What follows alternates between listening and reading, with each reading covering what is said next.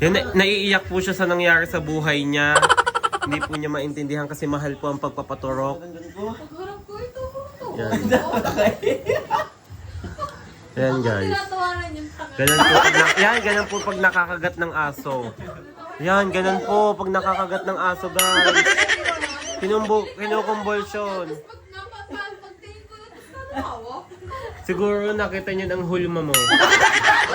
Yun nga.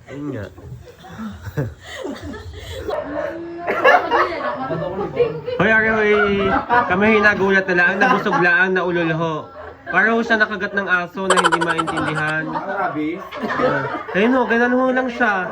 Kaya mag-ingat po kayo sa mga aso na nakapaligid sa inyo kasi narabisan lang. Ayan, ganun po siya, nangingisay.